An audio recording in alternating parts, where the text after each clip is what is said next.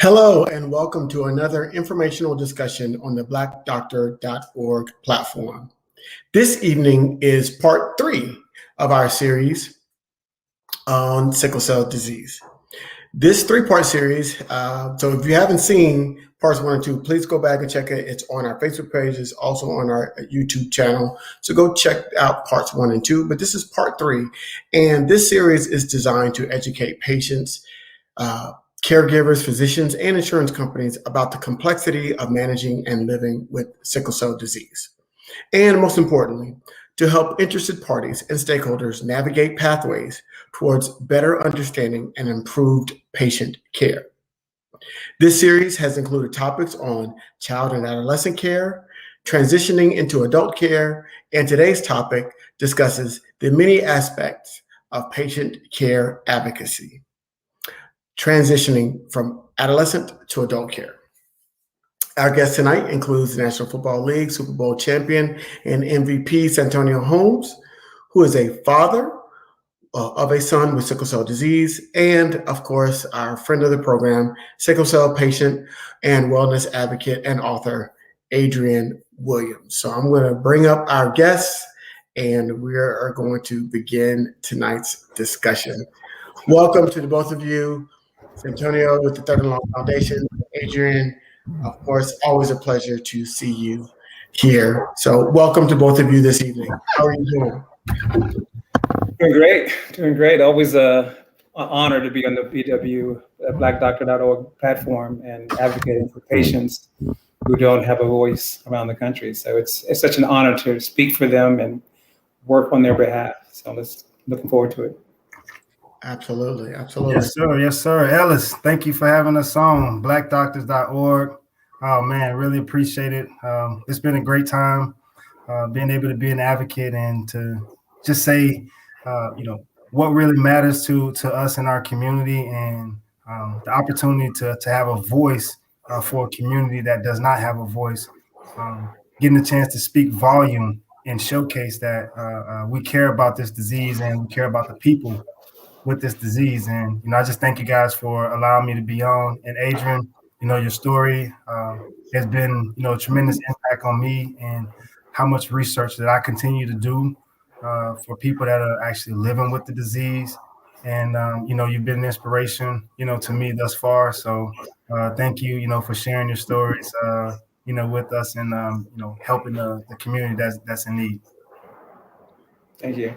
Well, absolutely. We are so happy to have you here, and thank you, because I think a lot of times when we talk about different illnesses and diseases, yes, there might be illnesses like diabetes or hypertension that disproportionately affect Black Americans and Black people around the world, but there's none that matches sickle cell, because sickle cell is a Black disease.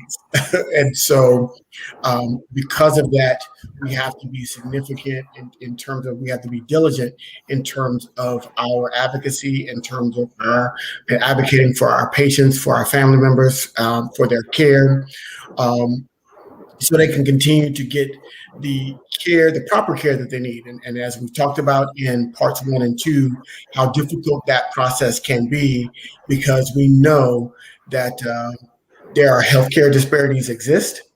And in a situation where is a disease that only affects Black people, we know that those healthcare disparities can be amplified when we're trying to seek treatment, or at least relief when you're having an episode. And so when we say the word episode, we define it as when you're having a pain event, and we'll talk about that again tonight.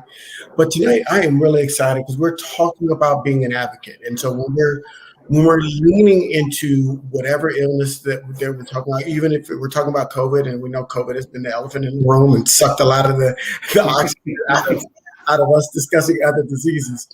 But when we're talking about being an advocate, that really just means we're making sure that the care that we receive, the care that our loved one received, the care that our friends and family receive, is going to be commensurate with the highest level of care that other people might receive without having to be an advocate. And so what we're talking about is understanding the disease more, being able to define and describe it to healthcare providers, and also being able to command, and if we don't get it commanded, demand the care that our loved ones deserve. So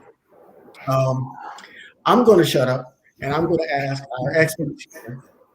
Let's first define what is sickle cell disease advocacy. So, Santonio, what does advocacy mean to you?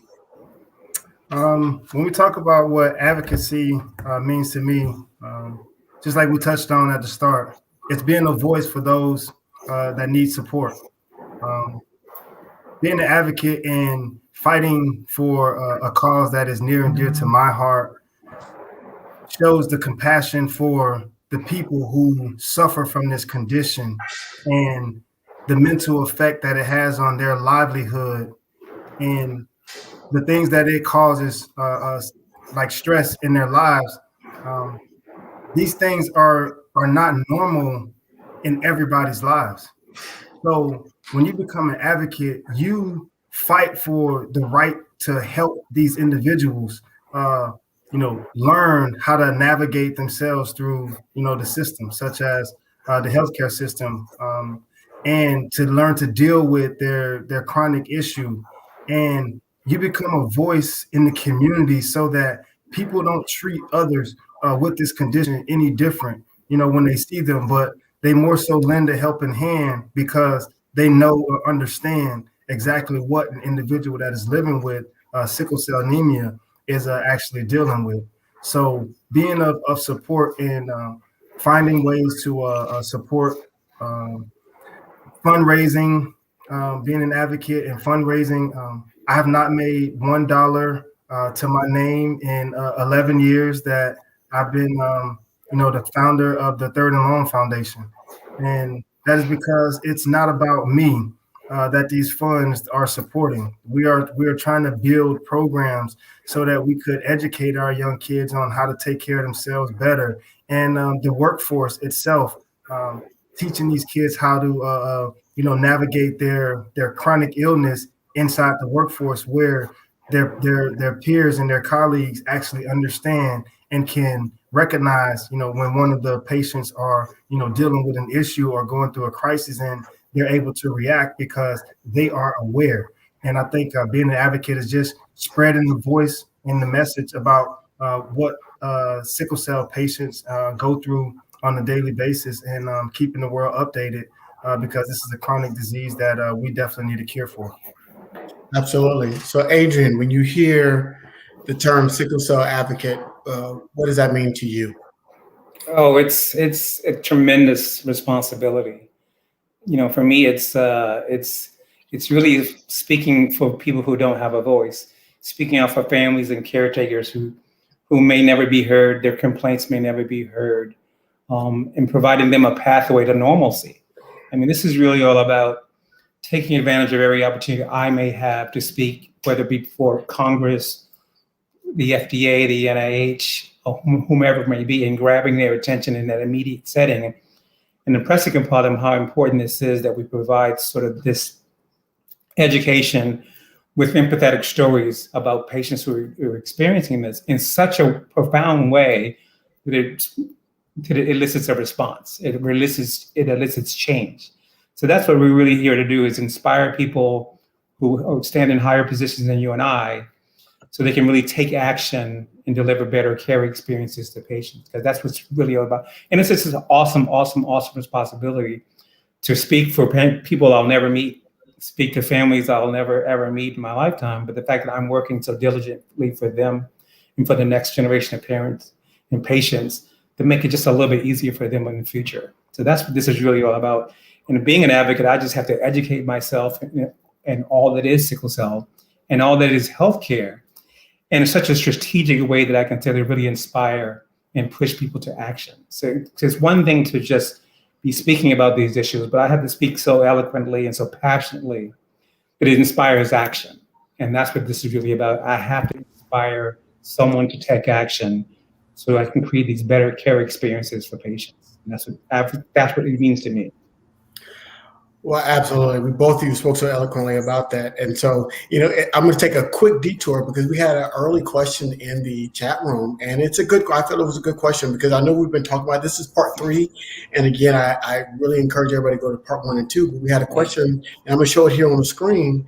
And this is a good question. And the reason why I thought it was a good question to talk about is because there's a lot of misinformation and a lot of kind of people that don't understand sickle cell disease. And I know we talked about it in part 1, but Santonio, if you want to answer that question, or Adrian, if you want to jump to that question. I'll take a shot at it. Obviously, I know Adrian is gonna, nail this question, right out the ballpark. For me to speak, briefly, the signs of it is lethargicness. Seeing a person, not having energy or being enthused about today, or even eager to just be active, is one direct sign of noticing that this person may be going through something. The moaning and groaning of feeling pains internally that he or she can't describe, or the shakiness, of the body when the core temperature begins to change, and you constantly have the shakes, and that can lead to a crisis. But Adrian, you can definitely speak more, on the signs. Yeah, as a patient, and as a patient who grew up with this disease, when you're an infant and you're a young child, your experiences sort of reflected back to your caretakers. So I would suggest the person who asked the question, what are the signs? The signs can be deceiving. So I would just really lean into care and really lean into a diagnosis. If you suspect that your child may be suffering from sickle cell disease, then I would suggest, instead of looking for signs, I would go to a care provider or a hospital and get tested, and get yourself tested for having the trait, and get your partner tested for having the trait, and get your child who may be exhibiting any signs of ill health, they get them tested and diagnosed as soon as possible. And that way they can get them on a care plan, provide them a physician, and get them on the road to living a normal life. So because the signs are really, really deceiving. There's a lot of children out who may suffer this crisis maybe 1, 3, 4 times a year, and you just may overlook it. But if you get that diagnosed and you have a doctor diagnosis and identified as sickle cell disease, then you know what to do in the future. So I wouldn't try to sort of do a self-diagnosis and reading signs. I wouldn't lean into that. I would lean into expertise, and I would lean into getting a doctor to diagnose this properly, so we can get you a doctor and make sure this child has the proper care he or she needs. Well, we have another expert here with us this evening, and this is Santonio Holmes III. So I'm going to bring him into tonight's program. He's got an avatar because he's in school right now, but he wanted to answer this question, and he is a patient that has sickle cell disease. And so when he saw that question, he'd love to answer. So Santonio III, welcome to the program. And hello, thanks for having me. As a carrier for the disease, like as a person, like for somebody who doesn't know how to be aware of when somebody is going through a crisis, like my pain mostly was in my legs and in my back. So it'd be at times where I would limp at times, and my mom would see me and she'd be like, "What's wrong with you? Is your body hurting?" Or like in cold weather, like my sickle cell hit me hard when we moved up here to Georgia, because changing from Florida, hot weather, and coming up here to cold weather like that in Georgia, it was very tough, because me nor my mom really, like, as me with me at that young age, and my mom as a young parent, she didn't know like how hard it would hit me. So I was always in and out the hospital a lot. And with cold weather, I would have to dress like 3 shirts, 2 coats, pants, like just to keep my body temp warm, because I get way colder faster than a lot of people. And when I be hurting, and sometimes I would be hurting in school so bad, and they'll just think it's like regular pain, but wouldn't nobody really understand what was going on unless it was my teacher or my mom. And I would just say, like, just always be aware. And during cold seasons, wherever that person is at, always constantly ask them, "Are you okay? Is your body hurting?" Like, if it is in specific areas, make sure you.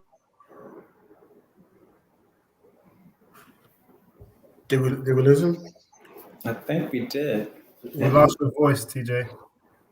Yeah, we may have lost him, but hopefully we can get him back. I think hearing it, that firsthand experience from somebody that's in their teens, that's going through it, it would really be, I think it's getting that firsthand experience. Not saying that you can't give it to us, Adrian, because I know you have.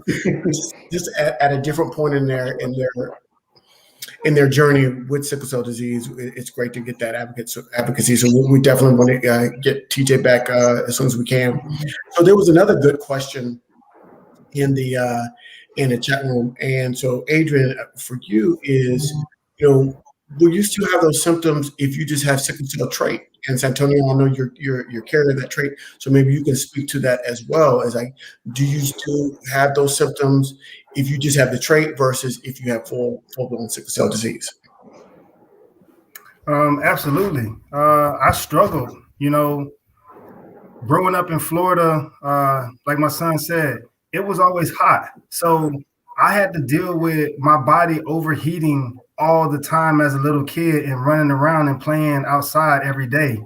So when I played sports, I had to be more cautious of how long I would play because I knew I was getting super tired.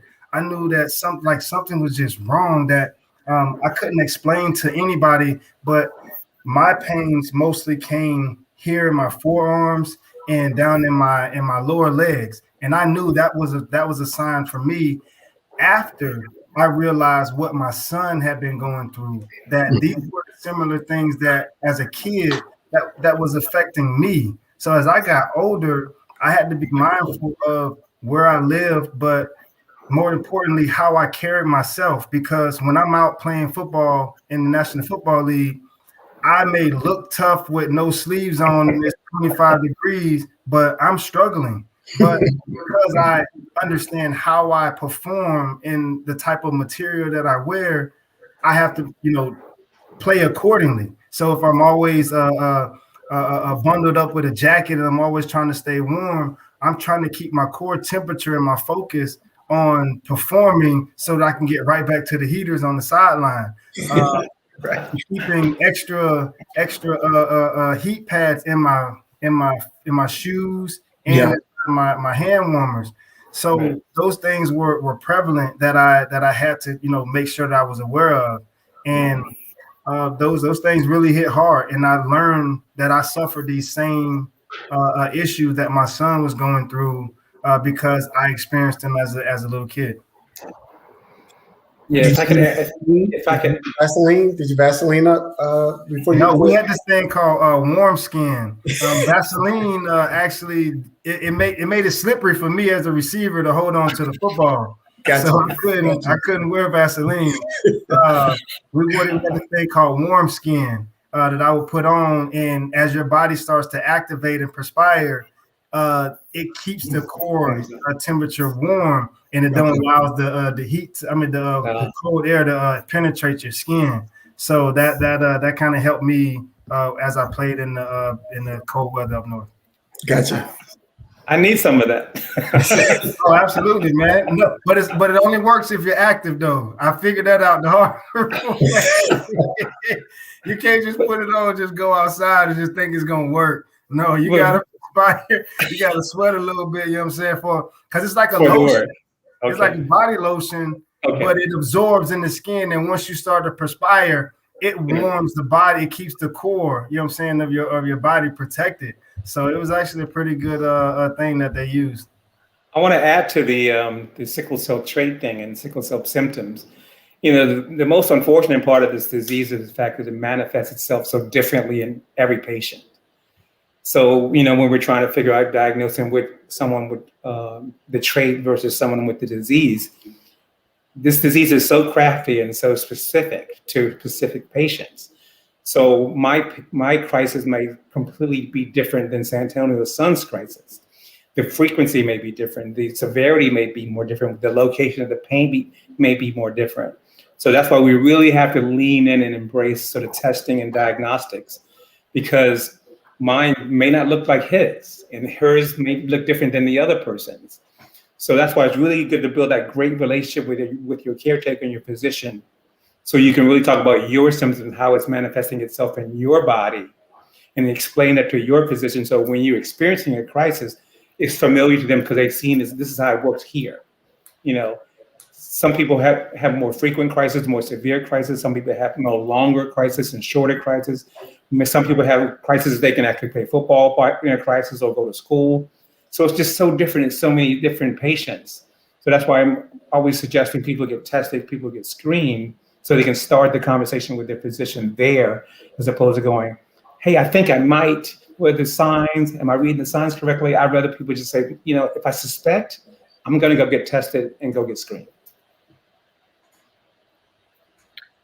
TJ, are you back? So here's a comment that was placed in our conversation. It says her son was first diagnosed with Crohn's disease, but 2 years later diagnosed with sickle cell anemia. Do you find that to be often where there's misdiagnosis early on if they haven't done the proper screening to see if a child, and what is that screening process to know if a child has sickle cell? Because obviously there has been some misdiagnosis early on, and then if you're diagnosed with Crohn's disease, you're treating Crohn's disease and you're treating the wrong thing. Foremost, that could be problematic as well. First and foremost, sickle cell anemia is a blood disease. Okay. So it can easily be mistaken for a cancer or any type, mishap in the blood supply. So it has its way of, like Adrian said, it's very tricky in how it affects each individual, because that individual, sickle cell, his blood supply may have affected another organ in some sort that may lead that diagnosis of this individual maybe having Crohn's disease.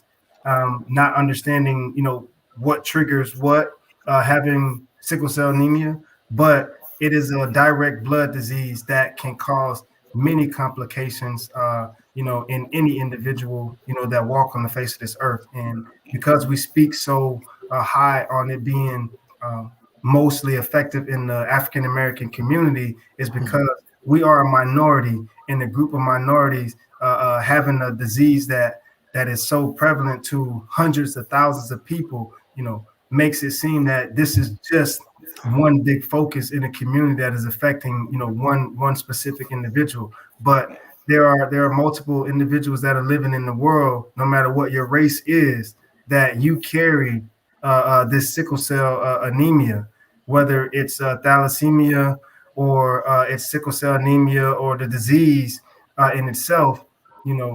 Like Adrian said, just go and get screened, go and get tested. If you don't feel normal, if you don't feel that you have the proper energy to do things and to perform on a regular basis, or you start to feel these same, symptoms in your lower bodies or extremities, just go get tested. It's easy to find out what's going on and find a way to stopping it than to walk away and thinking that everything is okay and you'll be fine in the future. Yeah, and if I could add to that too, one thing I learned early on with this is that, your caretakers and parents are really your physicians. I mean, and as you get older, you become your own chief physician, then you farm out the rest to your primary care and your specialist. But you are really your physician, and as a parent, you are your child's physician. So when you get diagnosed with Crohn's disease, and you as a parent still suspect something's not amiss, something's a little wrong, you need to go get that second diagnosis. You need to be on top of this because you are responsible for the care of your child. And as you get older, you become responsible for your own care. And when something's not quite right, and when they diagnose something and prescribing something that's not fixing these symptoms and these ailments, then you need to go and get that second and or third opinion. Because at the end of the day, you're responsible for this. And as a parent, you're responsible for that little one. So when you get something that doesn't quite smell right and doesn't quite fix what's going on, then you got to go, okay, maybe it's time to go to another physician. Maybe it's time to go to another doctor. Maybe it's time to get that second opinion. Because at the end of the day, you're responsible for your family and your family's care. So we got to be super, super vigilant about stuff like that. Santonio III, I heard you chime in there. Is there something you want to add? When he was saying that as you get older, you become your own advocate for yourself. Like I become my own physician. I have, and how should I say this? Like when I was younger, like I understood what I had and how my body would react to it, but I didn't really pay close attention to it until the older I got, until like more medication came out, you know? Like when I first moved up here, like I said, I was in and out of the hospital a lot. And when they was coming out with these new trials of medicine, my parents was like, nah, my son is not going to be a test dummy. But as they saw that it was working for other sickle cell patients, they was like, okay, then if this is something that can actually keep him out of the hospital and help him live longer, then this is something we're willing to try and take. You know, so this is the route we're going to take. And as I got older, I started seeing that also, like this medication is what keeps me out of the hospital. Like I have to keep this medication in my body. I have to take it every day, all day, no matter how much I don't like taking this medicine. Like, because I know this is what's going to keep my body from hurting. This is what's going to keep me from the pain, the hospital visits, and the aching and the whining and the crying, like all because one body is just in mad pain. Like it's unbelievable. It's really unbelievable. So let me ask you this: do you have like friends that you confide in that know what you're going through? So if you do have a crisis, that they know what to do, where to take you, how to handle it? Do you have a teacher or a doctor, or how do you handle it if you have a crisis? Because I know you're off of college now, so you're off by yourself. How do you handle it? Do you have a plan in place if there is a crisis that comes up? Yes, I do have somebody who I am still educating to this day on. Like they're on the phone with me now, listening in on this as we're talking, because I want them educated also. You know, what I'm saying this is somebody who's in my life, Right. and I need. And sometimes, like when if a crisis do happen later on in the future, and I might not be able to take care of myself, I need them to know what to do, what medication to bring me, and if the medication isn't working by the hour how it's supposed to, what hospital to take me. This is the type of doctors I have to see. I have to see sickle cell specifically doctors who specify in this type of disease, because that was a big thing on me coming to college, was because not every doctor knows about sickle cell. Not every doctor knows how to treat it. And that was a huge thing coming to college, but I'm still working out the kinks with the doctors on finding one where I'm at right now. But yeah, I'm still informing them, and they're learning as we go, because they also have a family member who has sickle cell. So like they understand it, but they don't know as much information because they wasn't around that person growing up. Right. So tonight, if you're just joining us, we are talking to Super Bowl MVP Santonio Holmes from the Third and Long Foundation and the sickle cell patient and wellness advocate Adrian Williams. And we've been joined by a special guest tonight, and that's Santonio Holmes III, who is also a sickle cell patient, live from college. And so what we're talking tonight is about being an advocate. And there are all types of advocates. There's patient advocates. You can be an advocate if it's a friend or family member. Doctors can be advocates as well. And blackdoctor.org, we are advocating right now by having this program here because we're trying to get as much information out to people as they can. So we're talking about being an advocate, but I know there's got to be some challenges. And so, Antonio and Adrian, what have been some of the challenges you have faced with being an advocate for patients with sickle cell? First and foremost, one of the biggest challenges that I faced, once I became an advocate for sickle cell is actually getting the people to communicate with what their disease was and to talk about it to other people. It was very challenging because no one wanted to share what sickle cell has done to them, how it affects, because they didn't want to be treated any other way than how they actually look in person. But becoming an advocate one of the biggest things was making people aware that I carried sickle cell trait, that that you should know exactly, how I am affected, why I became an advocate, because not everyone can do what I'm doing, even if they are trait carriers. They can't get out here and run, for 2.1, miles a day in football practice, and then get out in the football game and have to run 2.8 miles in a single day in a football game. So those things, people have to become more aware of what advocacy is and how it affects other people. So becoming an advocate for me was just showing the world that I'm living proof that this condition can allow you to be somebody great in the world, but it also hinders and affects many other people, and don't give them an opportunity to enjoy these types of things in life. And, my son can actually speak primarily on what it's like, for his dad to be an advocate, but to carry the trait and be able to perform, on national television. And he just have to be a normal, high school student and a college student and just live, a very different life. Yeah. The challenge for me has always been sort of finding the right strategy and finding the right tone when you're in front of audiences. I mean, there's one tone for patient audience, and there's another tone for provider audience, and finding the right tone that inspires people, finding the right tone that inspires physicians to provide better care, elevating their game to provide better care. Because when I first started doing this, I was like, I have to find a tone that inspires. I have to find some words that lift people and not sort of bring people down and sadden them.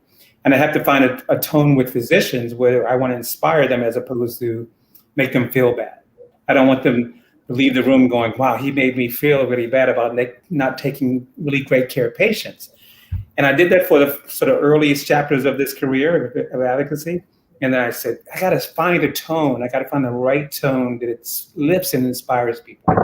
So when I am in front of a group of physicians, that I can inspire them to provide better care for patients and tell them where we're just kind of making disconnects and where we're sort of getting it wrong, but inspire them that they have more in them, that they can lift their game and elevate their game to do better things for patients. And when I'm in front of patients, I have to inspire them about the possibilities that their lives hold for them. And if they manage this correctly, they can embrace normalcy more often and more regularly. So that was my biggest challenge, is just to finding the right tone that really sort of inspires and excites people, and not making them feel bad, I don't want to beat up physicians, and I don't want to beat up on patients for not taking better care of themselves, but finding that right tone, that right strategy. So that was my biggest initial challenge. There were other challenges, but that was my biggest initial challenge, So I guess my question is, like, we have seen over the past, let's say, 2 decades, significant advancement in care, right? In terms of medications and treatments and all these type of things. We just saw that we turned around a vaccine for a new disease in less than a year. So obviously there's been some advances in medication and treatment. Why is it still important to be an advocate for this particular disease? It's extremely important to continue to be an advocate for this disease because of the number of people that are affected that don't have the supporting cast to have the proper funding for their medical expenses and their hospital visits. The families and patients are struggling, with having financial issues because this disease puts them in the hospital more often than expected, and it increases their debt. So many families are in debt behind this disease, and we need the funding so that the proper care and the research is done. Because COVID-19 affected so many people at one time, it allowed the CDC to do enough research right off the bat. So if there are more Black people going and get screened and tested on a consistent basis, and if you haven't been tested already, it gives the sickle cell community a lot more chances to understand and recognize who is affected, who isn't, who needs to be treated in what way. And I think that's how we, come up with a solution to what we're dealing with, right now. Yeah, and for me, it's, right there. I'm sorry, you said a word right there. I really want people to recognize that that was significant. That was significant right there. Thank you. And for me, it's like, as much as we've experienced some advancements in medications and therapeutics and stuff like that, and in terms of the FDA and the CDC and the NIH providing guidelines, the disconnect is our physicians and hospital centers and emergency departments adhering to those guidelines. So that's where the disconnect still remains, even though there's great advancements in medicines and therapeutics and treatments and guidelines. When patients arrive in an emergency room, those guidelines are not always adhered to. So that's where the role of advocacy comes in. So someone like myself would say, well, why aren't we listening to the CDC? Why aren't we listening to NIH? Why aren't we adhering to these guidelines more strictly? And understanding what are doctors thinking when they're encountering a patient and what goes awry in emergency rooms, because there are a tremendous amount of guidelines and stuff sent to emergency rooms, and doctors on a monthly basis, they're upgrading this, they're advancing this therapeutic, they're advancing this guideline. But there's a disconnect often when that delivery is not met with those guidelines. And a lot of that is race, a lot of that social determinants, a lot of that's unconscious bias. So advocacy still plays a very important role no matter how many advancements we're making. And the role of an advocate is to say, hey, why aren't we strictly adhering to guidelines? What's interfering with that adherence? And how do we repair that disconnect? You brought up a great point, and we're talking about, being an advocate, is that a lot of that is hinging, the care that a patient gets is dependent upon the doctor's awareness of newer medications, the doctor's awareness of treatments, the doctor's awareness of the course of sickle cell disease. And so advocates fill in those gaps. And so what we're talking about tonight is why advocates are important is that we fill in the gaps that doctors may have, because they don't know everything. And you brought up a point that answers a question, is unconscious bias, right? And so they might know, but they may have this bias because that's considered the Black disease. And so it doesn't get the same amount of attention. It doesn't get the same amount of funding. It doesn't get the same amount of care because I've got bigger fish to fry. And so do you think by being an advocate for sickle cell disease helps in exposing and eradicating unconscious bias in healthcare providers? Well, that's sort of the goal, is to really sort of highlight and identify those disconnects. I mean, as an advocate, my role is to really, I don't want to beat people up and call people racist. I don't, but I want to sort of point out to them that how much waste is occurring when we're not treating patients promptly and professionally. How much resources are you wasting? If a patient is in your care for 7 days as opposed to 3 hours, how much more expense have you incurred? So sometimes this is beyond race, and it's about waste. And it's about, how much as a medical care system are you willing to waste because someone biases, if someone doesn't take this seriously, someone's treating slightly different than you would a person who wasn't of color. So I try to appeal to the economics of it and the waste of it. Sure, race plays a significant part in there. Right. But if you appeal to people about how many resources are you willing to waste because of bias? How many resources are you willing to waste because of there may be some sort of racial play in this encounter? You know what I mean? When you point that out, you can really sort of poke people's consciousness about, wow, this is economic, it's racial, and it's unconscious bias. There's a lot of stuff mixed in there. And when you start talking economics to healthcare systems, they listen, because they really want to save resources. They want to be conscious of biases and race, but they really want to, more than anything, save resources. You know what I mean? So if you can talk to them on multi different levels about There is race at play, but there's waste here as well. There's economics and there's resources that you're actually wasting, and you're risking human lives, and you're here to actually save lives. So I try to touch on all those subjects when I'm out there advocating. So I really poke people's consciences and force them to act. Education has been by far the most powerful component of mankind in its existence.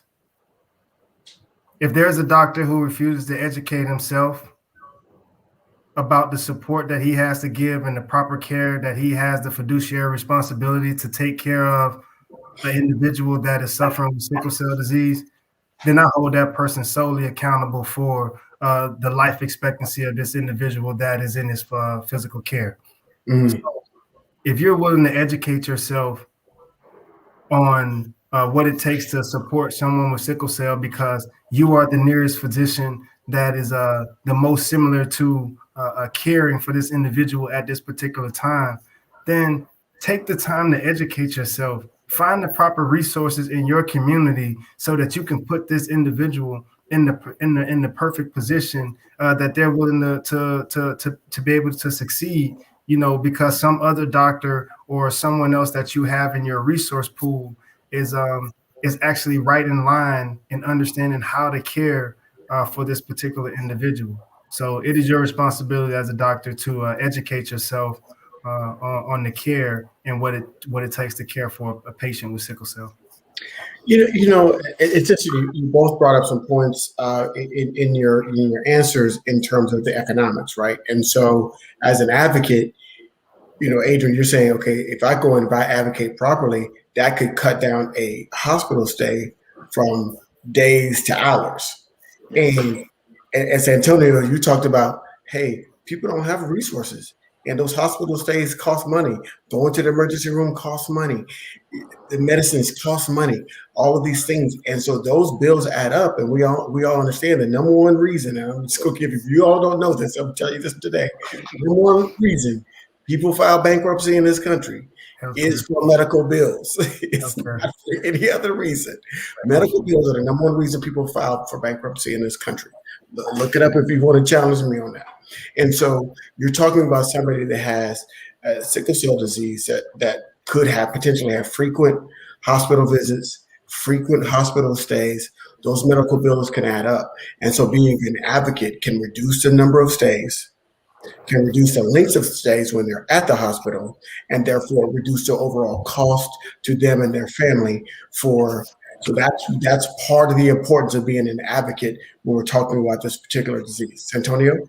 And when my son brought up the point earlier about becoming your own advocate, you as an individual, it is your responsibility to know how you eat, how you carry yourself, but more importantly, to reach out to the nearest physician that is caring for sickle cell, to give them information that they could use as research for their other patients, for multiple people, because the more you educate your physician on your living conditions on a daily basis or weekly basis, monthly basis, that is proper research that allows the physician to understand when they need to check in on you, how severe, your issue, may turn into, or your crisis moment may turn out to be. So become an advocate for yourself and educate your physician about your living conditions, your health, your eating habits, and those things really play a big part in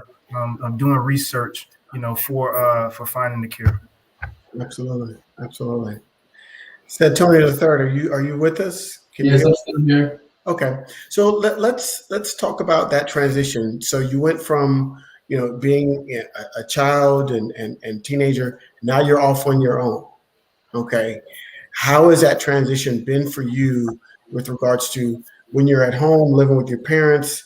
You've got that support system that you can call right away. Mm-hmm. How has it been when you're by yourself and knowing, hey, I've got to be my best support system before I can get anybody else to step in for me? It hasn't really kicked in yet for me to actually feel it, because like I said, I've learned at a young age how to take care of my body and what I need to do, and I can tell when my body is about to start hurting or oh, I need to slow down doing this, or I need to slow down and doing that. So it hasn't really been a big transition for me because I started so young, because my parents always advocated for me, like my dad said earlier, like I didn't like speaking on, telling my friends and other family members who didn't know that I was a sickle cell carrier because of the way that they would look at me. First thing I say when I said I had sickle cell to friends in school, is it contagious? That's the first thing they want to do. Everybody started backing up from me, started looking at me different. And that brought me down on the inside, but I didn't show it, but that brought me down on the inside because like I'm still human on the outside, you know what I'm saying? I'm still me. If I didn't tell you that I was carrying sickle cell, you would never know. You would have still looked at me as a normal person, Right. And like after that, like after I start educating some people who actually wanted to listen, wanted to know what it was, they looked at me like, oh, okay, like, oh, I didn't. So like your body hurts when you do this. Your body hurts from cold fronts with this. So when I start telling people, oh, I'm super cold. My friends, they be like, oh, you need to go back inside. Then like, you don't need to be outside. You know what I'm saying? We don't want you going to the hospital. Now, I had those certain friends around me who understood what was going on in my life and what I meant by, oh, I'm cold or I'm too hot or I need to sit down. I need some water. Or I'm too tired, They would pick up on it just because of what I told them, So transitioning over to being in college right now hasn't even hit me because it being cold. Because where I'm at, it's not too cold like how I am if I'm home. Right. So I don't really know how to explain that really. I got you. But you said a lot there without recognizing, because when you share with those friends became kind of small advocates. Yeah. And so they started recognizing when you said I'm cold, like I could say I'm cold and people are all right, we'll go, but they understand once you told them, they understood what that meant for you. Yes. And how cold could kick in a crisis. It could hurt more. Cold has a different meaning for you as a patient with sickle cell than it does with somebody that doesn't have sickle cell. And so having those people around you that recognize that, so when you would say things, I'm cold, I'm hot, I need to sit down and need water, they were able to step in and advocate for you and help give you the support that you needed. And so, Adrian, I see you shaking your head. So yeah, I think that's a liberating kind of situation when you can share your story with someone, and they can sort of rally around you. And in turn, you can rally around them, because at some point, you're going to be the advocate for someone else. Yeah. So in telling your story is empowering, and it liberates you from hiding. I think a lot of us use too much energy in pretending. I'm not sick. I'm just like you. All of us are very different.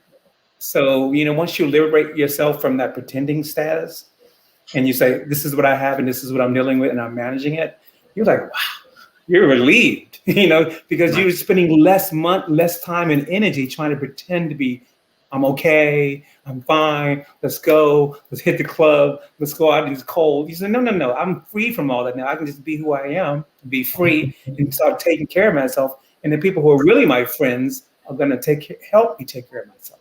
Yeah. But I spent a lot of energy and time and pretending when I was younger, and that was just a nightmare. All the time.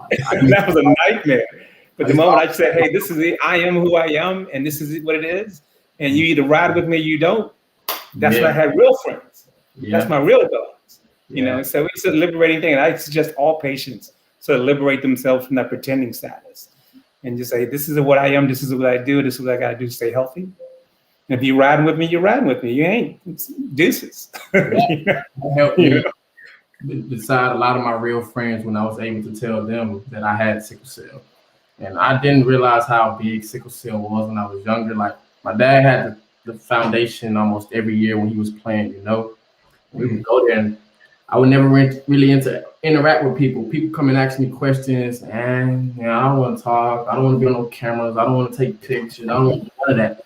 I want to be treated like a normal person, Yeah. But it was just this big spotlight because it's like, it's something that not a lot of people is aware of, And my dad mom and dad used to always tell me like, why are you afraid to talk about it? Why? And I was just like, I just want to be normal. Don't nobody look at me normal. And when I tell them so, I'd rather not tell them and let them just see me as a normal person, Absolutely. So you're on mute, Santonio. Sorry. For many years myself, I was afraid to tell people that I, carry sickle cell trait. I knew it ran in my family, but I was like, why would I share with somebody that I got sickle cell trait? Like, I don't know what it is. I don't know what it does. I don't know how it affects me or affects anybody else. So I'm just not going to say anything about it Right. until, I turned 17. I had a son who was now born with sickle cell anemia. And I started experiencing these issues as I continued to get a little older with playing sports and, being out all night and going to training and then playing in games. Those things start taking a toll on how your body starts to operate as you get older. So I had to go into the doctors and tell them that something's wrong in order for them to actually go and run tests and to come back and tell me that you are a sickle cell trait carrier. And here's some of the things that you're dealing with. Here's why you've been feeling like this. Here's how you can, take better care of yourself. Your vitamin C is down. Your like understanding how to take like iron pills, how much it affected your body.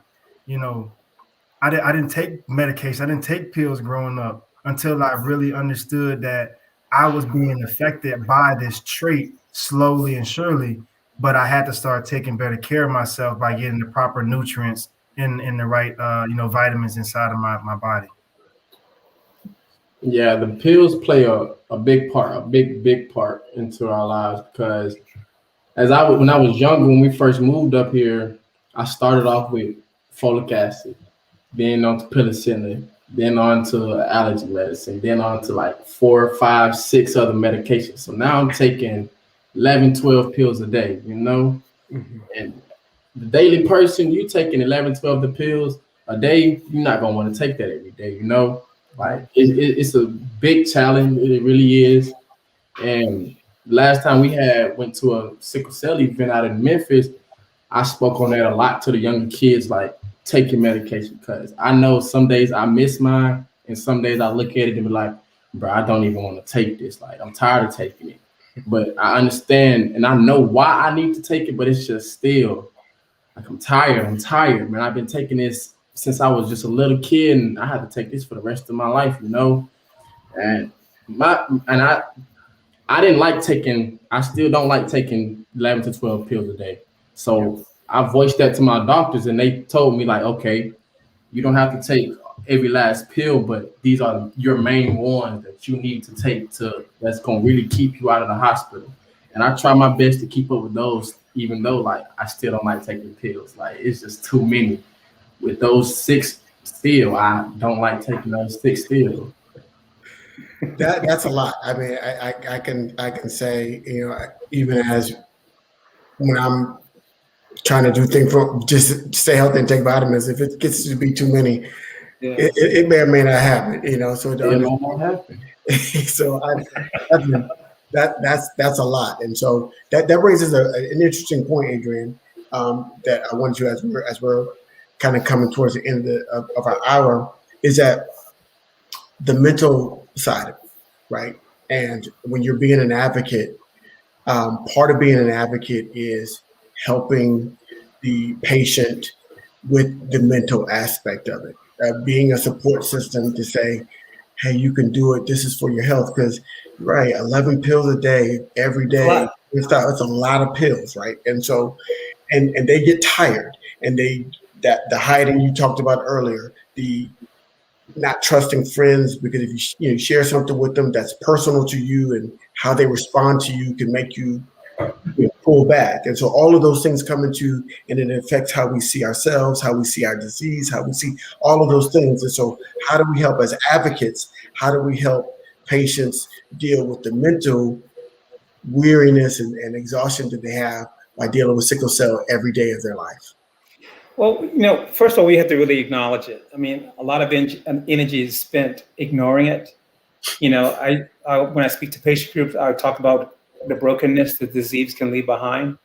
It can just really break you down mentally and leave you kind of broken and sort of fractured. And how do you function in being a broken person and being fractured out in the world? So the first thing we have to really do is acknowledge is that brokenness is a reality.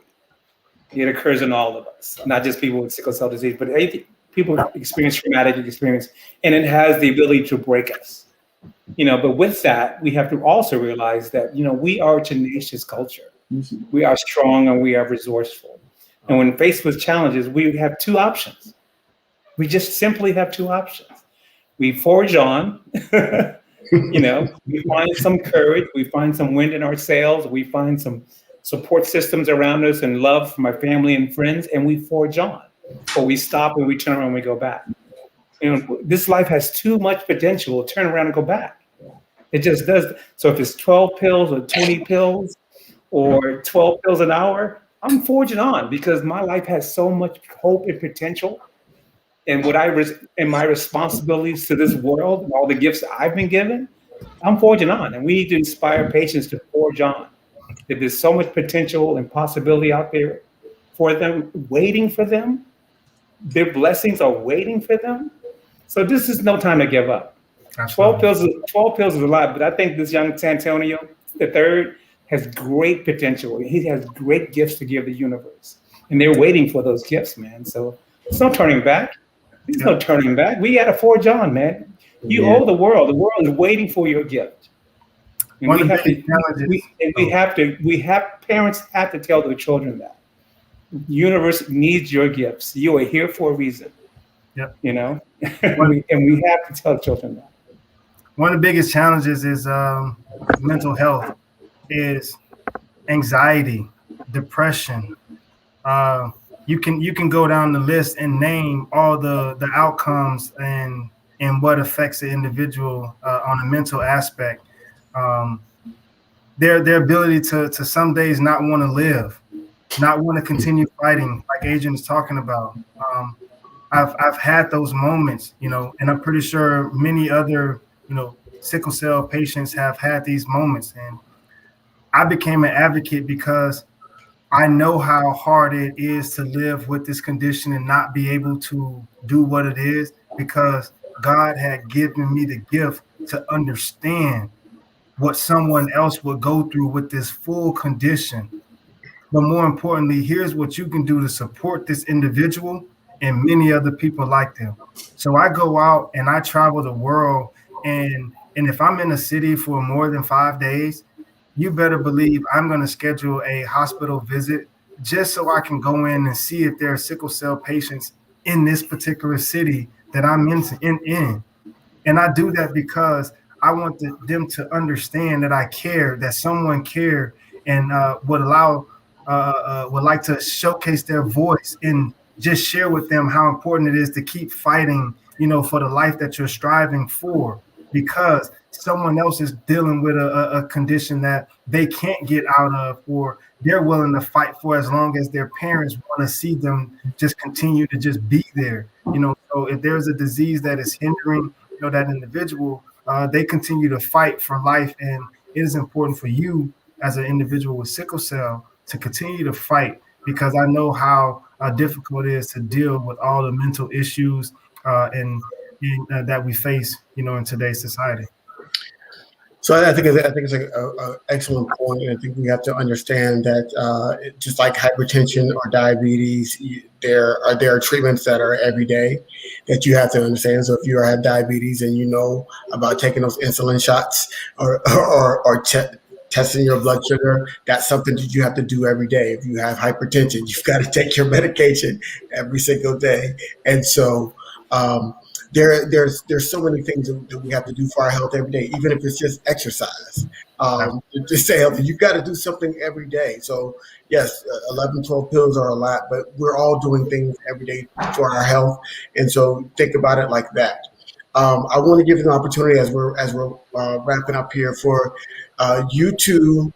And I put there from Christina, thanks Christina, for putting the thirdandlongfoundation.org website. So Santonio, let our viewers know what the Third and Long Foundation is, what you do, and how you advocate for sickle cell patients. Yes, so Third and Long Foundation started back in 2011. After I won the Super Bowl in 2009, I donated the gloves to Sickle Cell Disease Association of America for research, for funding. And I quickly understood that the people of my community needed me as a voice, as a person, as a people to fight where they live. So my advocacy turned into the Third and Long Foundation, which created the most important aspect of the foundation. So my son, Santonio Holmes III, being born in a very vital, part of my life, and third down being one of the most important downs in football, and knowing that this is my pathway to providing a better life for my son and my family. So I combined the two thought process of the Third and Long Foundation. This is something that's most important. So raising awareness, but also putting that awareness to action, and being able to provide tutoring for the kids when they go into the hospital because they miss so much school. And education has, always been important for me. It led me to, become a graduate at the Ohio State University. And I take a lot of pride in putting myself in a position that I educated myself as good as I could possibly be to attend that particular university. But more importantly, this fight for this disease through the Third and Long Foundation had allowed us to just raise so much awareness. And the Third and Long Foundation has its own day in the city of Pittsburgh on October 9th. Is the Santonio Holmes Third and Long Foundation Sickle Cell Awareness Day. So to know that becoming an advocate is to just support a community of people that don't have a voice, and to find proper funding to fight the healthcare system, and to just be able to take care of these families. And that's what the Third and Long Foundation is all about. You can go on and donate, on our foundation, on our page, and check us out on Facebook as well as Third and Long Foundation. Absolutely, absolutely. You've got to follow her already, because Lavita has been saying she's following you, and she's so glad that this popped up on her timeline. So that's why we do these things. Thank you. We can get those information out there for folks that may or may not know about sickle cell or even sickle cell trait, because she asked about sickle cell trait as well. So, Adrian, I know you've got a blog, and so I want to give you your time to talk about your blog. Plug away. It's the Wellness Revolution now. It's on Facebook, it's on Instagram, and it's on LinkedIn. And it's a blog just creating a pathway for patients to really navigate their journey towards wellness. As I've said a million times before, I'm a patient who hasn't suffered a crisis in over 10 years. And it's mostly due to my sort of journey and my pathway and my commitment to wellness. And I think if we as patients really commit ourselves to wellness, we may not experience a year without a crisis, but we definitely will experience less crisis and less frequent crisis if we really commit to wellness. And the blog is really about a pathway to creating wellness through mental health, through spiritual health, through nutrition, through exercise, and positive living and positive energy. And if anyone wants to reach out to have me come out and speak to their patient group or their physician group, which I love more than anything to do, you can find me on Instagram and LinkedIn. And it's been an honor to be a part of the blackdoctor.org platform. And I'm looking forward to some next exchanges. And I'm really looking forward to inspiring patients and elevating them to living the wonderful lives they really, really deserve. Santonio III, did you have anything that you want to say on the way out for our audience? I just want to say thank you for having me, and let me voice my opinion as a full trait carrier, and let more people be aware of what's going on and how to deal with it. Absolutely. Well, I want to thank you all for joining us. This has been a pleasure for me. And I'm sad that this is the third part of our 3-part series, because I have definitely enjoyed getting to know you, Santonio. So I hope our relationship continues beyond this. I expect our relationship to continue beyond this, because we're going to continue to talk about sickle cell. And we know that when we talk about sickle cell, we're going to bring Santonio Holmes and the Third and Long Foundation on with us, because as Adrian has known, that we brought him along every time we go. And so now we've got a second partner to talk about this disease. And so we're very, very excited at Black Doctor to have both of you now as part of our advocacy stronghold. and we're not going to let you go because we understand that sickle cell is not going anywhere. And unless Antonio has something that the Long Foundation has something. I know that's one of the goals of the Third Long Foundation is to end sickle cell and to find a cure. But until then, we're going to be here. We're going to continue to advocate for the patients right here on blackdoctor.org. So please, if you have any questions, go to the Wellness Project now. Is it .org? .com.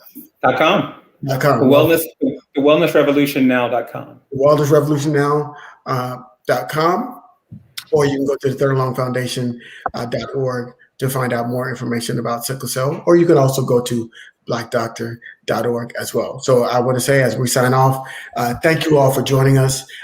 Please continue to advocate for your friends and families, loved ones, learn what you can, and so we can all continue to work to defeating this disease.